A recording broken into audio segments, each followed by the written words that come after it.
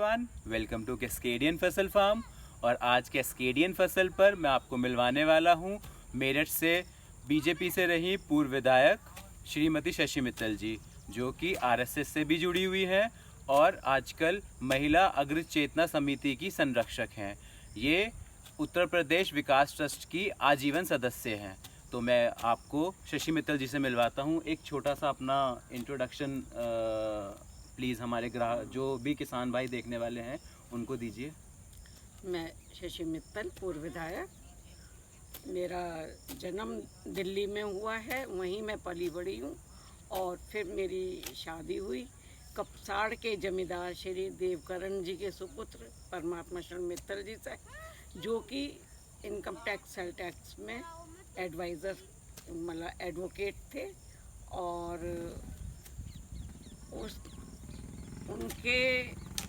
मेरा जो ससुराल है वो किसान परिवार से ही संबंधित है।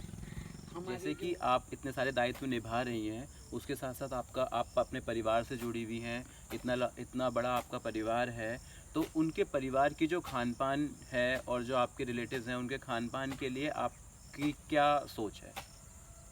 मैं तो अब तक यही सोचती रही कि आजकल के युवाओं को हो क्या गया, अच्छा, क्यों इतने साल मतलब अपने उन्होंने गंवा दिए। मैं किसान परिवार मतलब मेरी ससुराल जो है किसान परिवार है, जमींदार है।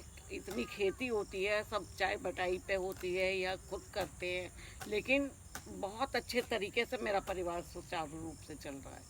आजकल के युवाओं को जो ये ऊट पटांग खाते हैं उसकी वजह से ही इतनी बीमारियों का फैलाव हो रहा है, सामना करना पड़ रहा है। उनका सामना करना पड़ रहा है। लेकिन तब तक ऐसा नहीं था कि इतने लोग मतलब इतना प्राकृतिक तरीके से जो उपज होती थी, पैदावार होती थी, उसको खा के कभी कोई इतना बीमार नहीं होता था जितना आजकल जो इतनी बीमारियां फैल रही हैं। आपकी कितनी उम्र होगी जी? मैं 73 ईयर्स। तो जैसे कि 73 ईयर्स में है ये, तो आपका इतना लंबा पीरियड है, आपका बचपन, उसके बाद आपका जो मिडिल एज है, फिर आपका ये वाला एज है, इसको थोड़ा सा आप वर्णन करेंगे कि किस तरह से आपने चेंजेस देखे हैं आते हुए, कि किस तरह से हमारे भारत में खाने पीने पे और खेती पे चेंजेस हो रहे हैं?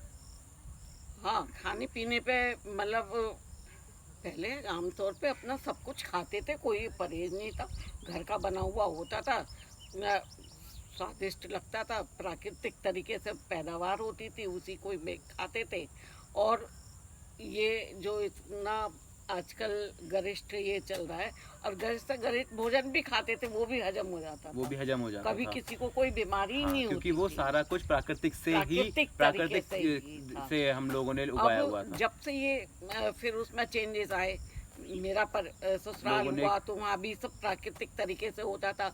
उस समय में तो कोई बीमारी नहीं होता था कि भाई क्या बीमारी होती है, क्या होता है, कोई जानता भी नहीं था जी। उसके बाद अब ये जो जब से ये रासायनिक खादें डलने लगी हैं, रासायनिक केमिकल वाली खादें जब से पैदावार बनाने लगी हैं, तब से ही इन बीमारियों ने जड़ पकड़ी है। कैंसर है, थायराइड है, ब्लड प्रेशर है, शुगर है, सब इन्हीं की वजह से ही। आपका क्या कहना है, मतलब ये रासायनिक किस वजह से इंट्रोड्यूस हुआ, मतलब क्यों लेकर आए हम लोग ये रासायनिक? इससे पैदावार मतलब वही है ना कि आदमी पैसे का लालच करता है। हाँ बिल्कुल, देखिए बहुत बड़ी बात है कि रसायन ने पैसा तो दिया आदमियों को, बट हेल्थ बिल्कुल खत्म कर दिया जी। हाँ, हेल्थ इज वेल्थ। अगर पैसा है तो हेल्थ नहीं है, हेल्थ नहीं है तो पैसा नहीं है। अब यही सब है, रासायनिक की वजह से ही पैसे वाले लोग, पैसा कमाने की वजह से लोगों ने रासायनिक खादें डालनी शुरू करी। जो फसल साल में एक बार होती थी, अब 2-2, 3-3 बार होने लगी है वो फसल, क्योंकि उन्होंने केमिकल का यूज करा और केमिकल से यूज करके उसकी प्रोडक्शन बढ़ोतरी जल्दी होती है। और फिर जब बढ़ोतरी, जितनी ज्यादा बढ़ोतरी होगी उतनी ज्यादा बिक्री होगी, उतना ही लोग खाएंगे। तो पहले सीजनली सब्जियां, दाल चावल जो ये होते थे सीजन से मिलती थी जी, अब विदाउट सीजन भी सब चीज विदाउट सीजन सब चीजें मिलने लगी हैं, और मतलब उसमें केमिकल की उसमें वो केमिकल देखने में की- तो बहुत ज्यादा सुंदर होती हाँ, हैं, लेकिन ऐसे लगता है कि जैसे इतनी बढ़िया सब्जी है, इतनी हाँ। गोरी चिट्टी एकदम साफ बिना दगीली, ये सबसे बढ़िया सब्जी है ये। हाँ। आजकल के लोगों को हमें ये भी समझाना है हाँ। कि भाई इतनी साफ सब्जी है किस वजह से हो रही है, इसी वजह से हो रही है क्योंकि वो एक ही दिन में हुई है, उस पर ना ही कोई कीड़ा बैठा है, ना ही कोई एनवायरनमेंट लगा है, ना ही कोई हवा पानी लगा है, वो रातों रात हुई और सुबह हमने उसको तोड़ के अपना फ्रिज में रख के और उसको सेल कर दिया। तो ये चीज़ भी हमें समझानी पड़ेगी। अब एक चीज़ मैं आपसे पूछना चाह रहा हूँ कि जैसे आप यहाँ पर आए हैं, जैविक खेत है ये, ऑर्गेनिक फार्म है, तो आपका क्या दायित्व है या आप किस मोटिव से आए हो यहाँ पे? मैं तो इस फार्म का नाम है सत्यमेव जयते, जी और सत्यमेव जयते का मतलब है सत्य की जीत। बिल्कुल सही। और जी। आजकल के युवाओं को मैं यही संदेश दूंगी कि इतनी सारी लाइनों में सब इंजीनियरिंग करते हैं। अरे हाँ। कोई तो एग्रीकल्चर में इंजीनियरिंग करके देखे और हाँ। अब के नए युवाओं को हाँ। प्रोत्साहन दे जी कि जो अपनी और प्राकृतिक तरीके की खेती की पैदावार में स्वाद है वो रासायनिक में नहीं है।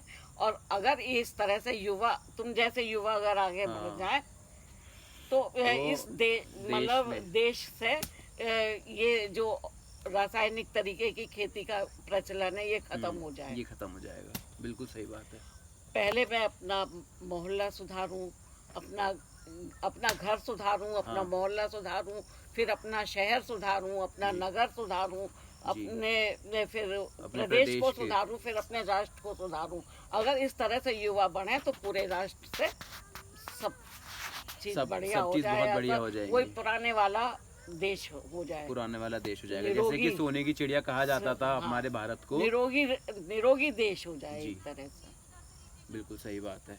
तो आज हमने आपको मेरठ की श्रीमती शशि मित्तल जी से मिलवाया और उनके बारे में हमने आपको बताया, और उनके क्या विचार हैं जैविक खेती के लिए वो सब उन्होंने हमें बताए, और हम उनका बहुत बहुत धन्यवाद देते हैं। जैसे कि महिला होते हुए भी ये सोशल वर्कर भी हैं और बहुत सारे दायित्व इन्हें निभा रही हैं, और साथ साथ वो अपने देश के बारे में भी सोच रही हैं और युवाओं के बारे में भी सोच रही हैं कि भाई युवाओं को आजकल एग्रीकल्चर में और जैविक खेती में आना चाहिए, इसका बहुत अच्छा भविष्य है। और हम इनका यहाँ पे कैस्केडियन फसल फार्म पर आने के लिए बहुत बहुत आभार व्यक्त करते हैं, और कैस्केडियन फसल की तरफ से हम एक छोटा सा इन्हें वोट ऑफ थैंक्स देना चाहते हैं।